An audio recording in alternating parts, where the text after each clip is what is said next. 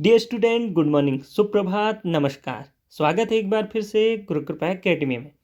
आज हम बात कर रहे हैं उत्तराखंड प्रवक्ता के लिए प्रथम प्रश्न पत्र के लिए खंड 1 के अंतर्गत शिक्षण अभिरुचि में हम भारतीय शिक्षा व्यवस्था को समझ रहे हैं। आज इसी श्रृंखला में हम राष्ट्रीय शिक्षा नीति 1986 को समझेंगे। इसका क्या है महत्व, हम सब प्रकार से जानेंगे। चलिए आरंभ करते हैं आज की वीडियो। भारतीय संविधान के चौथे भाग में उल्लेखित नीति निर्देशक तत्वों में कहा गया है कि जो प्राथमिक स्तर तक के सभी बच्चों को अनिवार्य एवं निःशुल्क शिक्षा की व्यवस्था की जाए। आप जानते हैं कि जो पहला जो आयोग जिसका गठन किया गया वह 1948 में किया गया। 1948 में राधाकृष्णन की अध्यक्षता में विश्वविद्यालय शिक्षा आयोग का गठन किया गया। साथ ही भारत में शिक्षा प्रणाली को व्यवस्थित करने का काम भी शुरू हो गया। 1952 में लक्ष्मण स्वामी मुदालियर जी की अध्यक्षता में गठित माध्यमिक शिक्षा आयोग तथा 1964 में दौलत सिंह कोठारी जी की अध्यक्षता में गठित शिक्षा आयोग की अनुशंसाओं के आधार पर 1968 में शिक्षा नीति पर एक प्रस्ताव प्रकाशित किया गया, जिसमें राष्ट्रीय विकास के प्रति वचनबद्ध, चरित्रवान, कार्यकुशल युवक युवतियों को तैयार करने का लक्ष्य रखा गया। मई 1986 में नई शिक्षा नीति लागू की गई, जो अब तक चल रही है।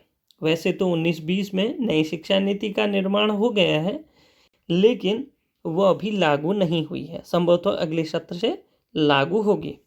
इस बीच राष्ट्रीय शिक्षा नीति की समीक्षाएं हुई।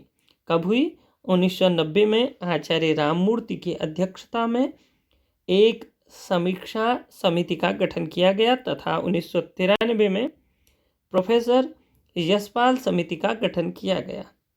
ये हमारी परीक्षा की दृष्टि से अत्यधिक महत्वपूर्ण है कि कब कब इस पे जो है अनेक प्रकार की संशोधन किए गए, वो भी हमको जानना आवश्यक है। स्वतंत्र भारत में शिक्षा पर यह पहली नीति कोठारी आयोग 1964-66 की सिफारिशों पर आधारित है। मतलब ये मान सकते हैं आप कि ये जो है क्या है, कोठारी जी की जो अध्यक्षता पर हुई है उसी के सिफारिश पे हुई है। कोठारी नीति के कोठारी आयोग की सिफारिश पे हुआ है। शिक्षा को राष्ट्रीय महत्व का विषय घोषित किया गया। इसके अलावा देखिए 14 वर्ष की आयु तक के सभी छात्रों के लिए अनिवार्य शिक्षा का लक्ष्य और शिक्षकों का बेहतर प्रशिक्षण और योग्यता पर फोकस किया गया। नीति ने प्राचीन संस्कृत भाषा के शिक्षण को भी प्रोत्साहित किया, जिसे भारत की संस्कृति और विरासत का एक अनिवार्य हिस्सा माना जाता था। शिक्षा पर केंद्रीय बजट का 6% व्यय करने का लक्ष्य रखा गया। आपसे प्रश्न पूछा जा सकता है कि 1986 के अनुसार केंद्रीय बजट के कितने प्रतिशत का व्यय करने का लक्ष्य रखा गया था, तो आपको पता होना चाहिए 6%। इसके अलावा 14 वर्ष तक की आयु के बच्चों को अनिवार्य और क्या है निःशुल्क शिक्षा देने की बात कही गई थी। माध्यमिक स्तर पर त्रिभाषा सूत्र लागू करने का भी आह्वान किया गया था। ये अपने आप में एक महत्वपूर्ण वह है कि इसी के द्वारा त्रिभाषा सूत्र 3 भाषाओं को पढ़ाना माध्यमिक स्तर पर। आपको पता होना चाहिए कि माध्यमिक स्तर पर क्या है, त्रिभाषा सूत्र को भी प्रमोट किया गया था। इस नीति का उद्देश्य असमानताओं को दूर करने, विशेष रूप से भारतीय महिलाओं, अनुसूचित जनजातियों, अनुसूचित जाति समुदायों के लिए शैक्षिक अवसर की बराबरी करने पर विशेष जोर दिया गया। इस नीति ने प्राथमिक स्कूलों को बेहतर बनाने के लिए ऑपरेशन ब्लैक बोर्ड लॉन्च किया। ये आपके लिए अवश्यमेव महत्वपूर्ण बिंदु है कि ऑपरेशन ब्लैक बोर्ड किस शिक्षा आयोग के द्वारा क्या है क्या किया गया, दिया गया। तो आपको पता होना चाहिए कि राष्ट्रीय शिक्षा नीति 1986 में ही इसे क्या किया गया, मतलब लॉन्च किया गया। इस नीति ने राष्ट्रीय इंदिरा गांधी राष्ट्रीय मुक्त विश्वविद्यालय के साथ ओपन यूनिवर्सिटी प्रणाली का भी विस्तार किया।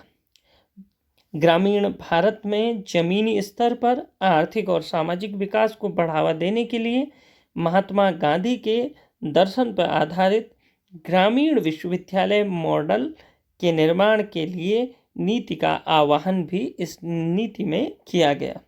यह अपने आप में एक महत्वपूर्ण वो है।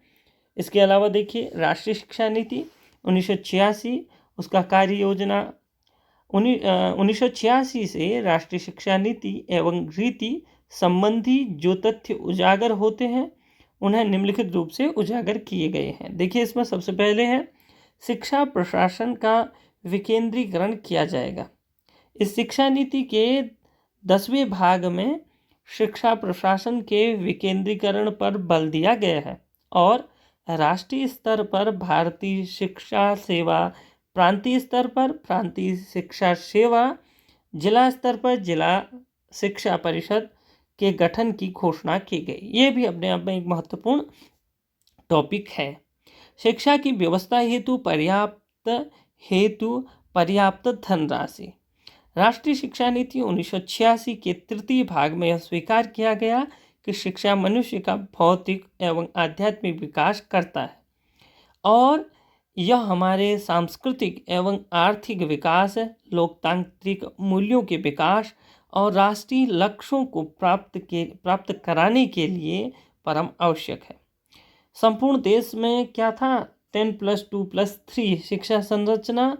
राष्ट्रीय शिक्षा नीति 1986 के तृतीय भाग के संपूर्ण देश में 10+2+3 अर्थात 10वीं 12वीं और 3 साल का ग्रेजुएशन शिक्षा संरचना स्वीकार की गई। प्रथम 10 वर्षीय शिक्षा पूरे देश के लिए समान होगी। इसके लिए एक आधारभूत पाठ्यक्रम होगा। ये भी इन्होंने कहा, इनकी सिफारिश थी। विभिन्न स्तरों पर शिक्षा का पुनर्गठन। इस शिक्षा नीति के 5वें भाग में शिक्षा के सभी स्तरों का पुनर्गठन करने पर बल दिया गया और पूर्व प्राथमिक, माध्यमिक, उच्च शिक्षा की पाठ्यचर्या में सुधार करने और उनके स्तर को उठाने पर बल दिया गया। इसके अलावा पूर्व प्राथमिक शिक्षा में की व्यवस्था, इस स्तर पर शिशुओं के शारीरिक एवं मानसिक विकास पर ध्यान दिया जाएगा। उनके भोजन, वस्त्र, सफाई और पर्यावरण पर ध्यान दिया जाएगा। उनके खेलकूद एवं व्यायाम की उचित व्यवस्था की जाएगी। इस शिक्षा नीति की जितनी भी बातें हैं वो हमने इसमें रखी हैं। अनिवार्य और एवं निःशुल्क प्राथमिक शिक्षा के लक्ष्य को शीघ्रातिशीघ्र प्राप्त किया जाएगा। प्राथमिक शिक्षा को सर्वसुलभ बनाया जाएगा। सभी 10% बच्चों को 1 किलोमीटर की दूरी तक पर प्राथमिक विद्यालय उपलब्ध हैं। शेष 10% को 1990 तक उपलब्ध करा दिए जाएंगे। इसके अलावा देखिए माध्यमिक शिक्षा का पुनर्गठन। इस राष्ट्रीय शिक्षा नीति के 5वें भाग में घोषणा की गई कि माध्यमिक शिक्षा के सभी इच्छुक लड़के लड़कियों को उपलब्ध कराई जाएगी। इस स्तर पर त्रिभाषा सूत्र, जो हमने पीछे भी पढ़ा था, त्रिभाषा सूत्र लागू किया जाए। गणित, विज्ञान, मानविकी, इतिहास, राष्ट्रीय संवैधानिक दायित्व, नागरिक अधिकार एवं कर्तव्य, सांस्कृतिक संस्कार और कार्यानुभव को अनिवार्य किया जाएगा। उच्च शिक्षा का प्रसार एवं उन्नयन। इस शिक्षा नीति के 5वें भाग में यह स्पष्ट किया गया है कि उच्च शिक्षा के द्वारा छात्रों में विशिष्ट ज्ञान एवं कुशलता का विकास किया जाएगा, जिससे राष्ट्र का विकास होगा। तकनीकी एवं प्रबंध शिक्षा में भी सुधार। इस शिक्षा नीति के 6ठे भाग में तकनीकी एवं प्रबंध शिक्षा के महत्व को स्वीकार करते हुए उनकी उचित व्यवस्था करने पर बल दिया गया। यह घोषणा की गई कि तकनीकी एवं प्रबंध शिक्षा को भविष्य की आवश्यकता अनुसार नियोजित किया जाएगा तथा महिलाओं और समाज के कमजोर वर्ग के बच्चों को तकनीकी शिक्षा की पूरी सुविधाएं उपलब्ध कराई जाएंगी। ये भी अपने आप में एक महत्वपूर्ण है कि ये जो है केवल और केवल एक वर्ग या एक व्यक्ति के लिए नहीं थी, ये वंचित, शोषित या फिर ये कहें कि महिलाओं के लिए जो पढ़ नहीं सकते थे उनके लिए, क्योंकि ओपन यूनिवर्सिटी खोलने की भी बात की गई थी। इसके अलावा देखिए परीक्षा प्रणाली और मूल्यांकन प्रणाली में भी सुधार किया गया। राष्ट्रीय शिक्षा नीति 1986 के 8वें भाग के अंत में तत्कालीन परीक्षा प्रणाली और मूल्यांकन प्रक्रिया में सुधार की चर्चा की गई। शिक्षकों के स्तर और शिक्षण प्रशिक्षण में सुधार। शिक्षकों के चयन उनकी योग्यता के आधार पर की जाएगी। उनके स्तर को उठाने के लिए उनके वेतनमान बढ़ाए जाएंगे और सेवा शर्तों को आकर्षक बनाया जाएगा। प्रौढ़ शिक्षा कार्यक्रम का विस्तार। प्रौढ़ शिक्षा को राष्ट्रीय लक्ष्य से जोड़ा जाएगा। 15 से 35 वर्ष आयु वर्ग को प्रौढ़ को साक्षर बनाने के लिए सरकारी और गैर सरकारी संगठनों का प्रयोग किया जाएगा। सतत शिक्षा की भी व्यवस्था।